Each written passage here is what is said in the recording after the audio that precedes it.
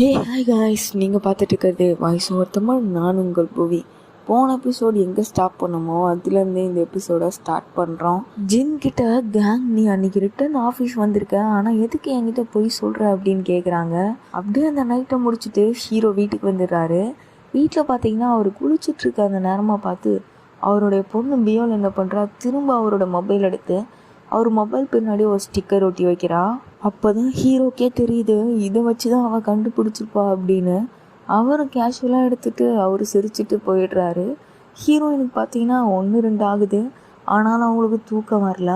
இன்றைக்கி தான் ஜின்னும் அவங்க கூட ஒர்க் பண்ணுற அந்த எம்ப்ளாயி 2 பேரும் சேர்ந்து ஒரு பர்ஃபெக்ட் பேக் ஸ்டிச்சராக கண்டுபிடிக்கணும். அதனால் அவங்க வெளியில் போயிட்டுருக்கும் போது என்னன்னே தெரில, அதை பார்க்குறதுக்கே ஒரு மாதிரி இருக்குது. அதை வாங்கி 2 பேரும் சாப்பிட்டுட்டு இருக்காங்க.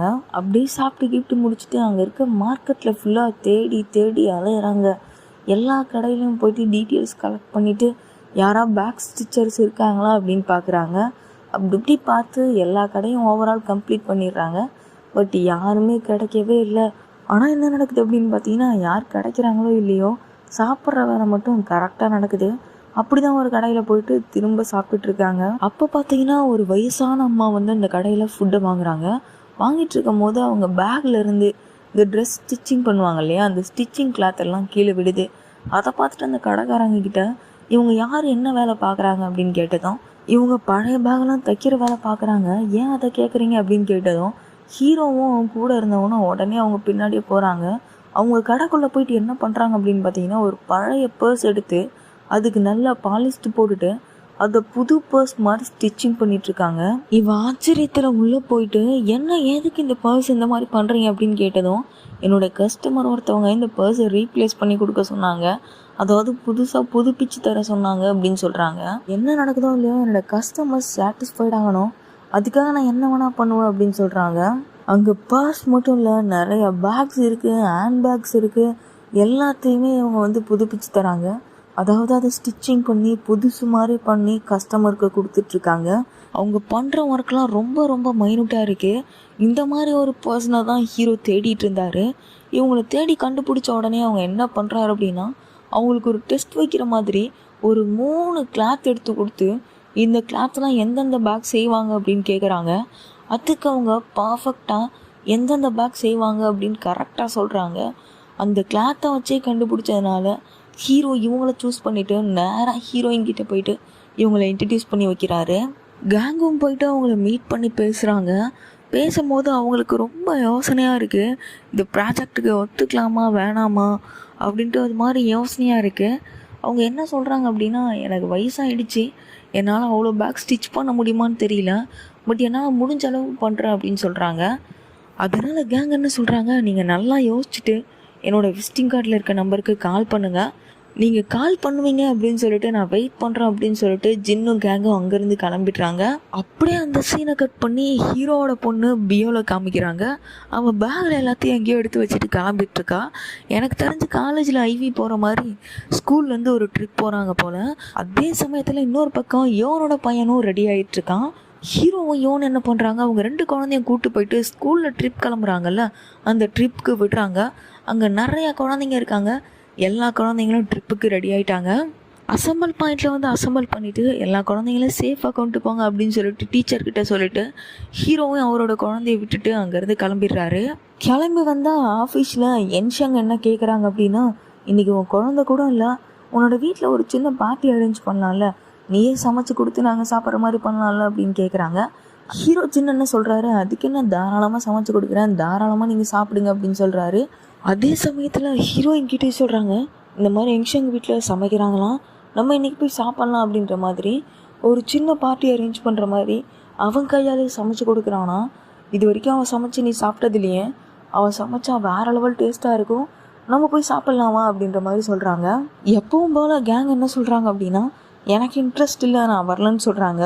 ஹீரோ ஒர்க் முடிச்சுட்டு வந்து திரும்ப ஹீரோயின் கிட்ட, இந்த மாதிரி இன்றைக்கி நைட்டு என்னோடய வீட்டில் பார்ட்டி இருக்குது, நானே சமைக்க போனேன், ப்ளீஸ் வாங்க அப்படின்னு கூப்பிட்றாரு. பட் அப்பவும் கேங் என்ன சொல்கிறாங்க, நான் வரல, எனக்கு இன்ட்ரெஸ்ட் இல்லை அப்படின்னு சொல்கிறாங்க. சரி ஓகே, நீங்கள் வருவீங்கன்னு நான் வெயிட் பண்ணுறேன், கண்டிப்பாக நீங்கள் வருவீங்கன்னு நான் நினைக்கிறேன் அப்படின்னு சொல்லிட்டு ஹீரோ போயிடுறாரு.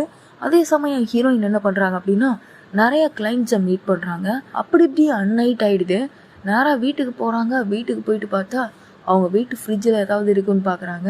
சாப்பிட்றதுக்கு எதுவுமே கிடையாது. சரி, அவங்க வீட்டில் பார்ட்டி அரேஞ்ச் பண்ணியிருக்கேன், ஜஸ்ட்டு சாப்பிடவான்னு கூப்பிட்டு இருந்தானே, அங்கேயாச்சும் போகலாம் அப்படின்னு சொல்லிட்டு யோசிக்கிறாங்க.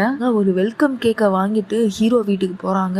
அந்த அப்பார்ட்மெண்ட்டில் இருக்க அட்ரஸை தேடி கண்டுபிடிச்சி ஹீரோ வீட்டுக்கு போனால் வெளியில் பார்த்தீங்கன்னா டெலிவரி பாய்லாம் வருவான்ல, அவன் டெலிவரி பண்ணி முடிச்சுட்டு போகும்போது தண்ணி குடிக்கிறதுக்காக இவன் வீட்டுக்கு வெளியில் தண்ணி, கூல்ட்ரிங்க்ஸ், அந்த மாதிரி நிறைய ஸ்நாக்ஸ் அதெல்லாம் வச்சுருக்கான். இதெல்லாம் பார்த்துட்டு அவங்க என்ன பண்ணுறாங்க, காலிங் பெல் அடிக்கலாமா வேணாமா, இல்லை ரிட்டன் திரும்ப போயிடலாமா அப்படின்னு யோசிச்சுட்ருக்காங்க. சரி, ஓகே, காலிங் பெல் அடிச்சிடலாம் அப்படின்னு சொல்லிட்டு காலிங் பெல்லை ப்ரெஸ் பண்ணிட்டு திரும்பி நின்றுடுறாங்க. ஹீரோ ஜின்னு வந்து டோரை ஓப்பன் பண்ணுறாரு. ஓப்பன் பண்ணதுக்கப்புறம் உள்ளே பார்த்தீங்கன்னா யாருமே இல்லை. ஹீரோயின் என்ன சொல்கிறாங்க, கொஞ்சம் லேட் ஆகிடுச்சு அப்படின்னு சொல்கிறாங்க. அதுக்கு ஹீரோ என்ன சொல்கிறாரு, குரூப்பில் இருக்க சாட்டை பார்க்கவே இல்லையா, அந்த பார்ட்டி அப்போ கேன்சல் ஆகிடுச்சு, யாருமே வீட்டுக்கு வரலன்னு சொல்லிட்டாங்க அப்படின்னு சொல்லிட்டு கதவை சாத்திடுறாரு. ஹீரோயினுக்கு ரொம்ப அசிங்கமாக போயிடுது. அந்த கேக் எடுத்துகிட்டு ரிட்டன் வராங்க. பட் அதுக்குள்ளே ஹீரோ டோர் ஓப்பன் பண்ணி வேகமாக வெளியில் வந்து, சரி வந்ததே வந்துட்டீங்க, சாப்பிட்டுட்டு போங்க அப்படின்னு சொல்கிறாரு. இல்லைனா கிளம்புறேன் அப்படின்னு சொல்கிறாங்க. பட் ஹீரோ என்ன பண்ணுறாரு, அவங்க கையில் இருக்க அந்த கேக்கை வாங்கிட்டு வீட்டுக்குள்ளே போயிடுறாரு. வீட்டுக்குள்ளே போயிட்டு சோபாவில் அவங்கள உட்கார வச்சுட்டு அவர் ஒரு பக்கமாக சமைச்சிட்ருக்காரு. அவர் எப்படி சமைக்கிறார் அப்படின்னா, ஒரு ப்ரொஃபஷ்னல் குக் எப்படி பண்ணுவாங்களோ அந்த மாதிரி சமைச்சிட்ருக்காரு. இன்னொரு பக்கம் ஹீரோயின் ரொம்ப நர்வஸாக சோபாவில் உட்காந்துருக்காங்க.